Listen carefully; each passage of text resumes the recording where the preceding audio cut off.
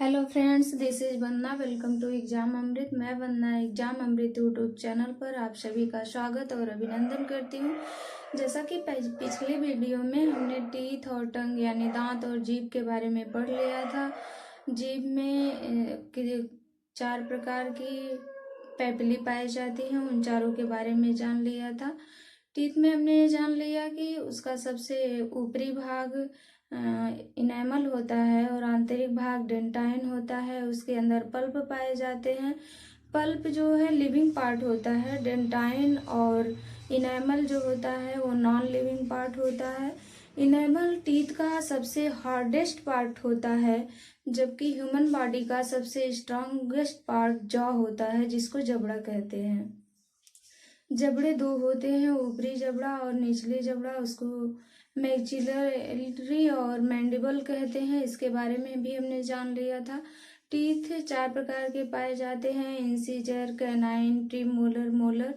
उन चारों के कार्य के बारे में भी जान लिया था। तो आज हम फेरिंग्स और आइसोफेगस यानी ग्रासनली के बारे में अध्ययन करेंगे।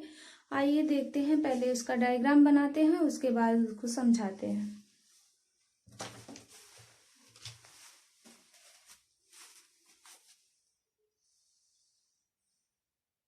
ये है ग्रास नली। इसके ऊपरी पार्ट को गॉबलेट कहते हैं। इसके बाद है यह स्टमक।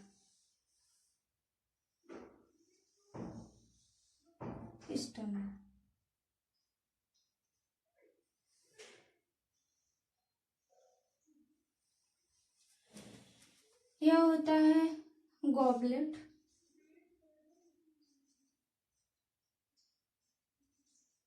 इसको गॉबलेट कहते हैं। इसको आइसोफेगस कहते हैं। आइसोफेगस। आइसोफेगस इसके ऊपर जो होता है ये फेरिंग्स होता है। फेरिंग्स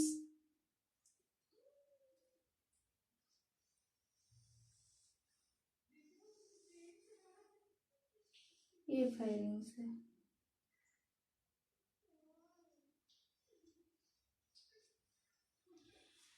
फेरिंग्स जब भोजन बक्कल कैविटी से फेरिंग्स में आता है। फेरिंग्स मानुस एलिमेंट्री कैनाल का यानी आहार नाल का ऐसा अंग है जिससे भोजन तथा वायु दोनों प्रवेश करती है।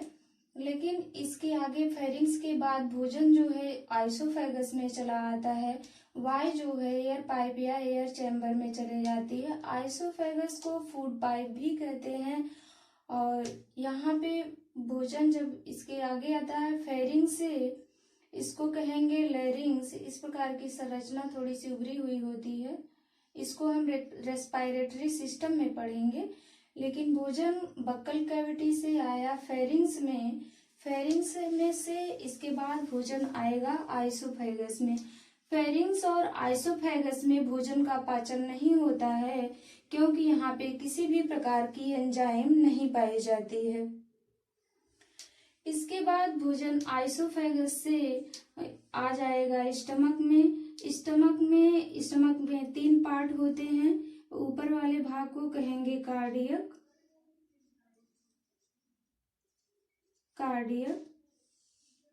इसके बाद बीच वाले पार्ट को कहते हैं फंडस या फंडिक।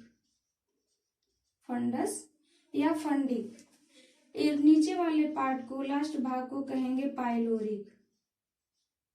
इसको आप हिंदी में लिखें चाहे इंग्लिश में लिखें, यही लिखेंगे, इसलिए आप इंग्लिश से ज्यादा परेशान ना होइएगा। इसके बाद आइसोफेगस और कार्डियक के पार्ट में जो बीच में ये है, इसको कार्डियक स्फिंक्टर कहते हैं। Cardiac sphincter. इसके माध्यम से यह भोजन को नीचे की तरफ धकेलता है। यहाँ से भोजन आया कार्डियक पार्ट में। कार्डियक के बाद भोजन आएगा फंडस रीजन में। फंडस के बाद भोजन फंडस भाग में यहाँ पे रूजी नामक कांटेनुमा संरचना पाई जाती है, जो भोजन को 3 से 4 घंटे स्टमक पार्ट में रोक के रखती है और स्टमक पार्ट में भोजन 3 से 4 घंटे भोजन का यहाँ पे मंथन होता है। मंथन होने के बाद भोजन आएगा पाइलोरिक रीजन में। पाइलोरिक रीजन में आने के बाद यहाँ से भोजन पाइलोरिक इंस्फिक्टर से होते हुए डियोडेनम की तरफ चला जाएगा। Pyloric sphincter, pyloric sphincter, pyloric sphincter. इसके बाद यहाँ जाएगा डियोडेनम में। पहले हम स्टमक के बारे में पढ़ लेते हैं। आइसोफेगस के बारे में इतनी ही जानकारी थी, क्योंकि यहाँ पे भोजन का पाचन नहीं होता है। इसके माध्यम से फेरिंग्स, ग्रसनी और ग्रासनली के माध्यम से, यानी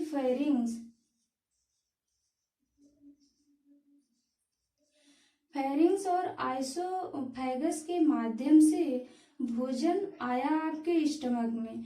स्टमक में आने के बाद यहाँ पे भोजन 3 से 4 घंटे रुका और स्टमक पार्ट में गैस्ट्रिक नामक ग्लैंड पाई जाती हैं, जिससे गैस्ट्रिक जूस का सिक्रीशन होता है। गैस्ट्रिक ग्लैंड को जठर ग्रंथियां भी कहते हैं, और उससे जो जूस का सिक्रीशन होता है उसको गैस्ट्रिक जूस या जठर जूस कहते हैं।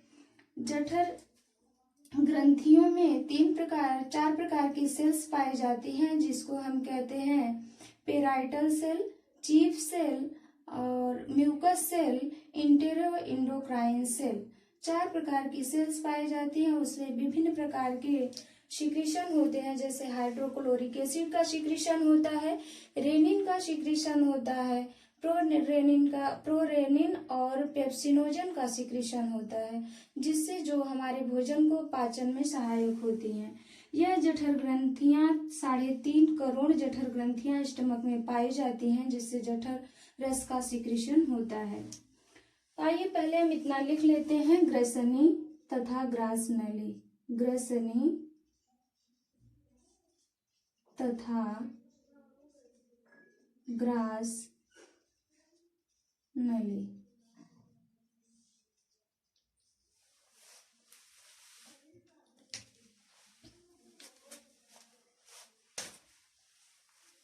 यह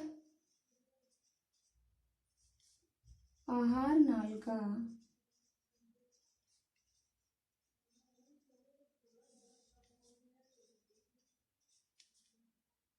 ऐसा अंग है, ग्रसनी, यहाँ यह न लिख के ग्रसनी लिखेंगे, क्योंकि ग्रासनली में वायु नहीं आती है। ग्रसनी, ग्रसनी आहार नाल का ऐसा अंग है जिसमें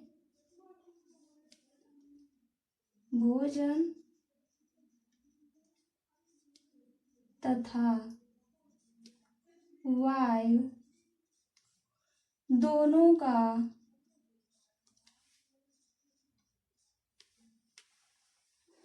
श्रावण, इंग्लिश में उसको कहेंगे सिक्रीशन, होता है।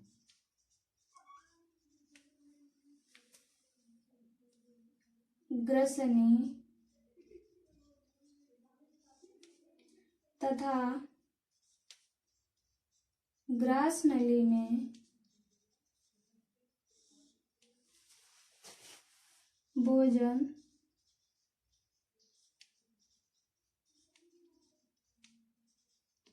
भोजन का पाचन नहीं होता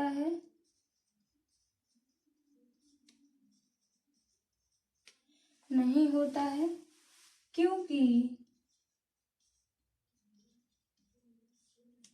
क्योंकि यहाँ कोई एंजाइम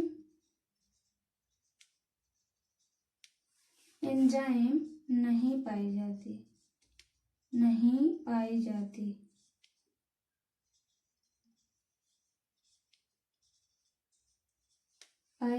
है। इसके बाद हम देखेंगे स्टमक यानी आमाशय।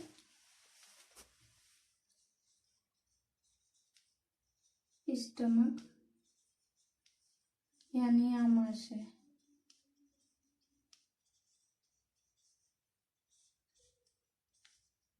आमाशय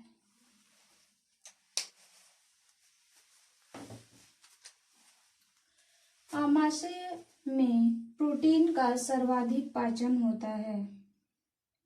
आमाशय में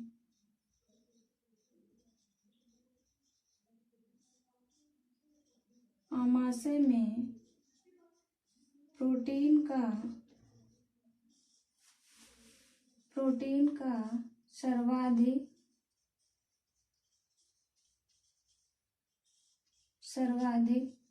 पाचन होता है। लगभग 70% प्रोटीन का पाचन आमाशय में होता है। 70%। क्योंकि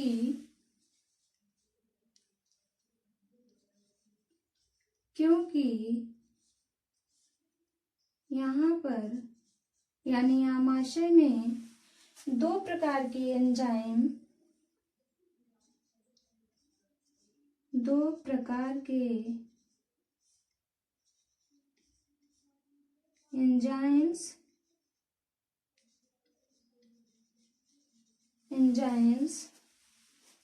तथा हाइड्रोक्लोरिक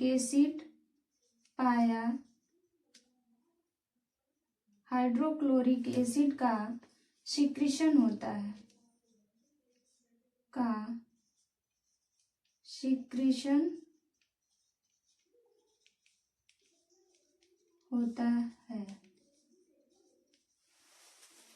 यह दो प्रकार के एंजाइम पेप्सिनोजन तथा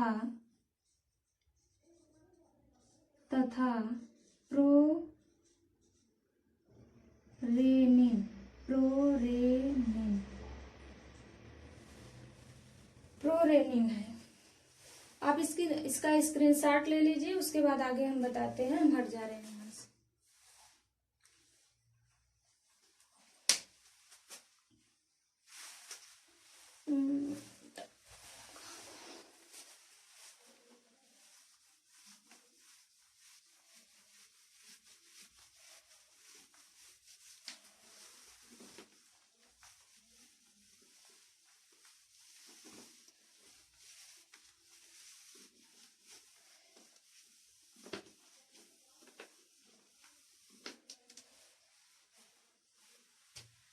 अब हमको ये पता चल गया कि स्टमक में दो प्रकार की प्रोटीन पाई जाती है, पेप्सिनोजन और प्रोरेनिन, और हाइड्रोक्लोरिक एसिड का सिक्रीशन होता है।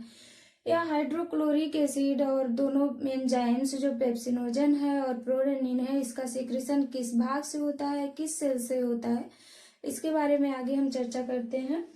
जो हमारे स्टमक वाले पार्ट में जठर ग्रंथियां पाई जाती हैं, यानी हम इसको लिख रहे हैं गैस्ट्रिक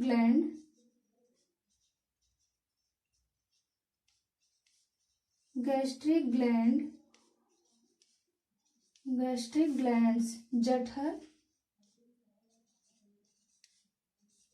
ग्रंथियां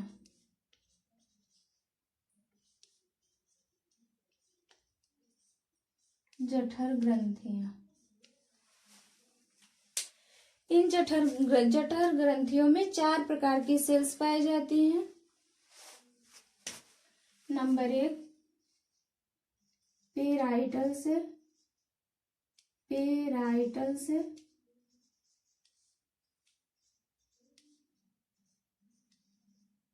इसको आगजेंटिक सेल भी कहते हैं। आगजेंटिक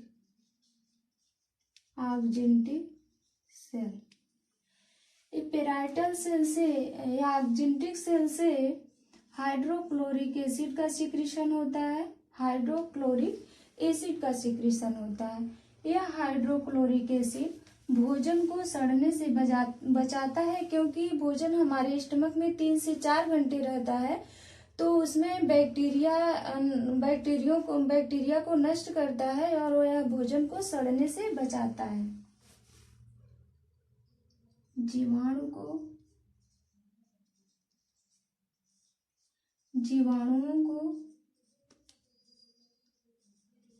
नष्ट करता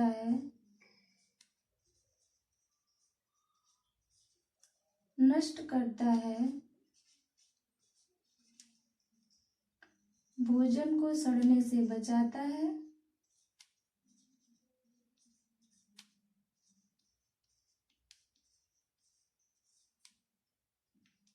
सड़ने से बचाता है।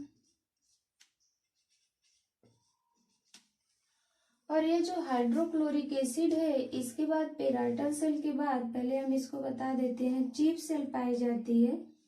चीफ सेल या जाइमोजन सेल,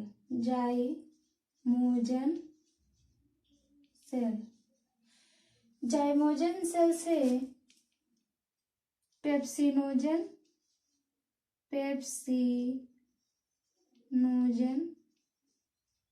और प्रोरेनिन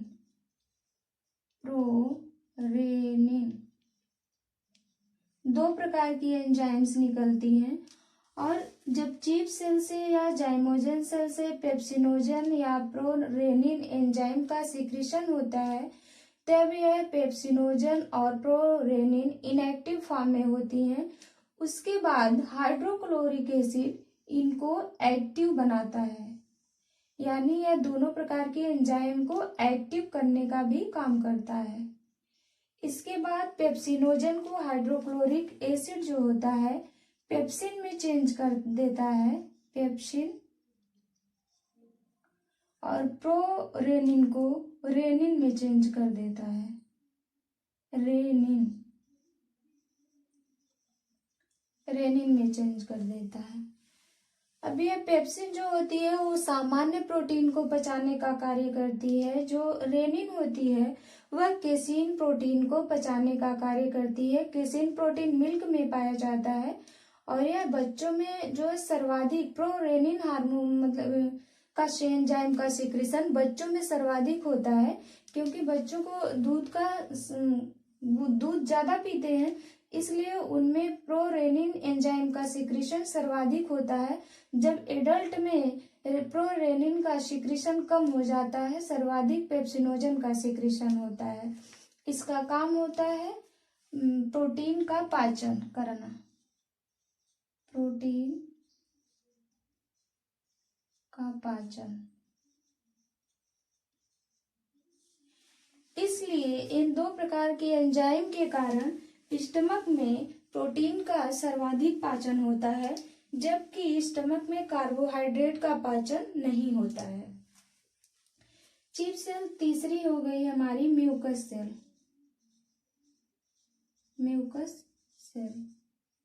म्यूकस सेल से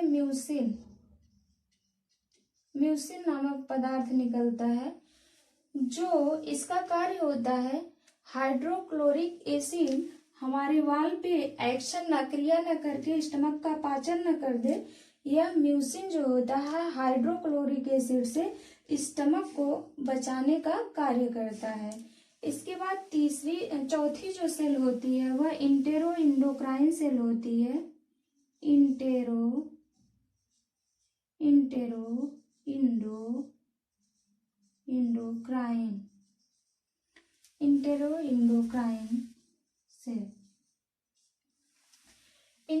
इंडोक्राइन सेल से इसको जी सेल भी कहते हैं। इंटेरो इंडोक्राइन सेल को जी सेल भी कहते हैं। इससे गैस्ट्रिन हार्मोन का सिक्रीशन होता है। इंटेरो इंडोक्राइन सेल से गैस्ट्रिन हार्मोन का सिक्रीशन होता है। Gastrin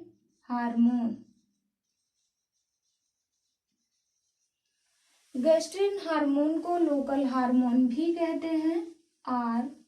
local hormone. Gastrin hormone को लोकल हार्मोन भी कहते हैं। गैस्ट्रिन हार्मोन इन तीनों प्रकार की सेल्स को स्टिमुलेट करता है यानी उत्प्रेरित करता है कि अब हाइड्रोक्लोरिक एसिड यानी गैस्ट्रिक जूस का सिक्रीशन करो। इसलिए यह इनको स्टिमुलेट करने का कार्य करता है यानी गैस्ट्रिक जूस के सिक्रीशन के लिए यह स्टिमुलेट करता है गैस्ट्रिक ग्लैंड को। इसका स्क्रीनशॉट ले लीजिए।